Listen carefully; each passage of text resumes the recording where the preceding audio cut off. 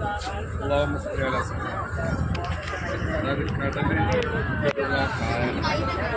ആകാശം, മിന്നൽ, കാറ്റ്, തണുപ്പ്, ചൂട് അങ്ങനെ തുടങ്ങിയ നല്ല വൈവിധ്യമാർന്ന സൂര്യനെ ഉച്ച വരുന്ന ഇതെല്ലാം കൂടി അരങ്കം സൃഷ്ടിയുള്ള അതൊക്കെ ജീവിതത്തിലെ ഏറ്റവും നല്ലൊരു അപൂർവ മുഹൂർത്തങ്ങളിൽ നമ്മുടെയൊക്കെ മനസ്സുകൾക്കും അതേപോലെ നമ്മുടെ കുടുംബ മനസ്സുകൾക്കും ഒരു മാനസിക ഉല്ലാസം നൽകുന്ന വളരെ ഫലപ്രദമായ ഒരു യാത്രയാണ്. നമുക്കറിയാം, ലോകത്ത് ഇന്ന് നടന്നുകൊണ്ടിരിക്കുന്ന കുറേ ദുരന്തങ്ങളും ഹാർട്ട് അറ്റാക്കുകളും ജീവിതം അതേപോലെ തന്നെ കുടുംബം തകർന്ന് പരിപ്പുറാകുന്നതൊക്കെ മാനസിക സ്വാസ്ഥ്യത്തിന് വേണ്ടിയിട്ട് ഇങ്ങനൊരു യാത്ര മനുഷ്യ മനസ്സുകൾക്ക് ഒരു സ്വരൂപം എന്ന് പറയുന്ന ഹാപ്പിനെസ് പലരും നേടിയെടുക്കുന്നുണ്ട്. വിശാലമായ മനസ്സും നമ്മളിൽ അറിയാതെ കടന്നുകൂടിയ വേനലുകളും ടെൻഷനുകളൊക്കെ പോകും. ഇതെല്ലാം ഉദ്ദേശിച്ചുകൊണ്ടൊരു യാത്ര നടത്തണമെങ്കിൽ അതൊരു വിവാദത്താക്കി മാറ്റാൻ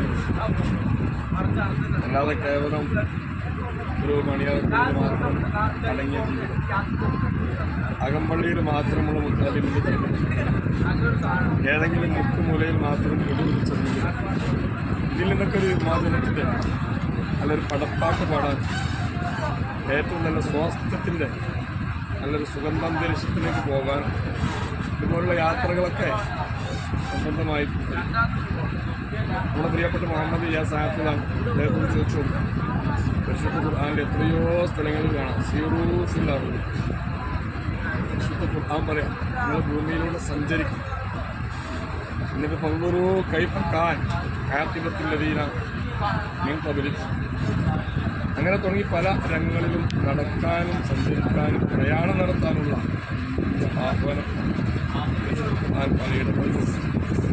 കൂട്ടത്തിലെ ജുമാൻ്റെ ദിവസം എല്ലാ വെള്ളിയാഴ്ചയും നാം കേൾക്കുന്നൊരു പരമയാഥാർത്ഥ്യം അതായത് കൃതിയുടെ ഏറ്റവും നല്ലൊരു മരുപ്പച്ച അല്ലെങ്കിൽ മെച്ചപ്പെട്ട ആ ഒട്ടകം എന്ന വൈവിധ്യമാർന്ന കഴിവുകളുള്ള അത്ഭുത ജീവിതങ്ങളില്ലയോ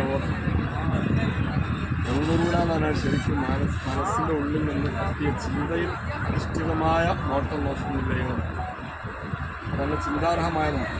അതായത് സമായി കൽപ്പനത്തിലേക്ക് ആകാശഗംഗയിലേക്ക് നോക്കണം, എന്നിട്ട് പഠിക്കണം. ഒരു ആകാശ ശാസ്ത്രത്തെക്കുറിച്ച് ഇവിടെയുള്ള ഗോളങ്ങളെക്കുറിച്ചൊക്കെ പഠിക്കണം. അതിലൊരു കുബാലി കൈപ്പനസിലും പർവ്വതനിരകളിലൂടെ കടന്നു പോകണം.